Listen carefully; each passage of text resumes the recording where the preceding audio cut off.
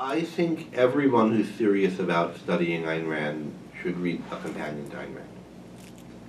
And at least should have it and should be looking through it. This is, selfish. This is my book that I edited and wrote almost half over a lot of. And students can get copies for free, at least while supplies last. And so all of you, if you don't have it and you're kind of want to make a study of her, you should go to freeobjectivistbooks.org/companion and request it.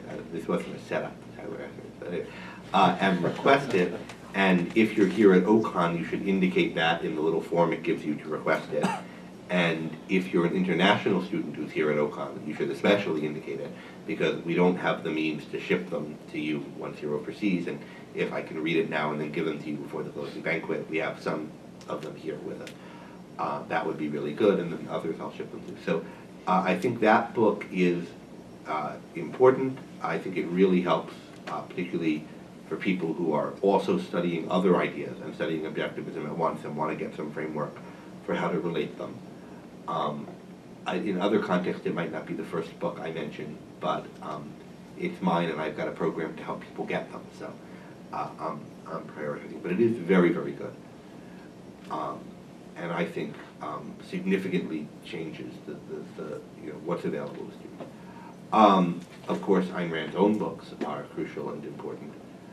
And Dr. Peikoff's book, Objectivism, the Philosophy of Ayn Rand, is an absolute must-read at some point in your study of these ideas.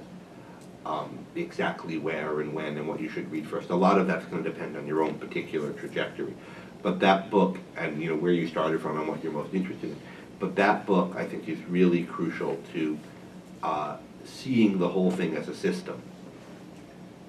And I don't think that's where to start, but I think once you've got a few ideas under your belt and you really understand, you're wanting to look for more, that book is just invaluable. In a way, I think it's worth reading at least parts of the companion first, because the companion, its aim isn't in the same way to make you see the whole system. If you're just really interested in aesthetics or politics now, the companion chapter on those subjects will help you get further on that, and then maybe you'll be in a place where you want to read Opar. Or you might read Opar first, and then, and again, there's all of Ayn Rand's books. Then on specific subjects, if you're interested in Ayn Rand's novels in particular, or any one of her particular novels, I strongly recommend the collections by Robert Mayhew, Essays on Ayn Rand's Anthem, Essays on Ayn Rand Through the Living, Essays on Ayn Rand's Atlas Shrugged.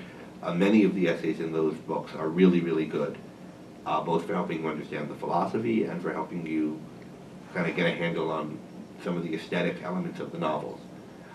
And then on other topics, there are other books that are good. You could ask me about them. I think also for people who are really making a serious study of objectivism, first I say that these books are important, but the next level up is the training, the kind of Objectivist Academic Center and other programs through ARI I think you should look into. Be patient with yourself. Complicated, radical ideas and systems of thought take time to learn. And think, this is something that's going to be something I have to explore over a course of years. I'll get some benefits from it right away. Some things I'm already convinced are true, but other things I'm not sure about.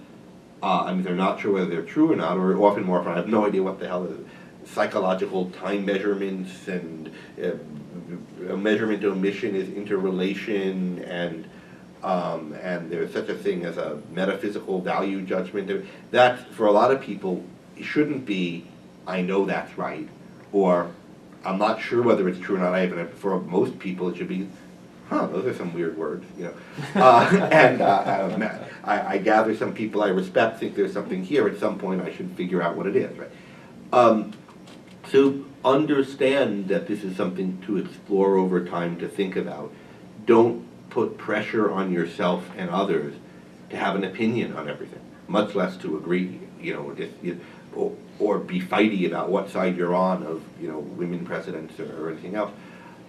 Just hear, which I don't think is part of the philosophy properly. But anyway, whatever the view of Ayn Rand is, whether it's part of the philosophy or not, or something Dr. Peikoff held, or Yaron Brook held, or I said, or Harry Binfinger, or whatever, just take it as, here's a field of really interesting ideas that I'm interested in for whatever reason, which you can articulate to yourself. I read Atlas Shrugged and got this out of it. This idea really struck me and inspired me.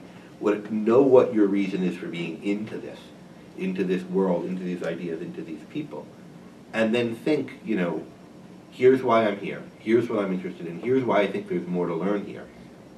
And then just go in with the idea that this is going to be a process of exploring, of self-discovery, of discovery about the world, and don't have a goal that's too concrete, like, I'm going to be an objectivist, or an objectivist intellectual, or I'm going to solve the problem of induction, or there's something wrong with this view and I'm going to fix it. Start off with, this is some really fascinating stuff that I think is applicable to my life and to my career choices, and I want to see what I can do with it. And then you'll formulate specific goals as you go with that. So that's the first and kind of overarching advice for how to study. What people can get out of it, I think they can get, from studying Ayn Rand's philosophy, tools and perspective to live a happier, more effective, better life.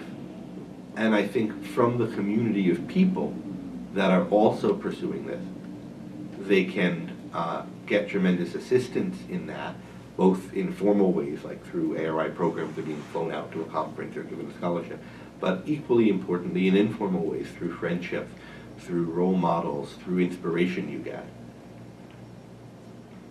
And those benefits accrue to us insofar as we all take the kind of approach that I just talked about, of taking these as, some of you might take some of the ideas, things you know for sure to be true, or even the whole system.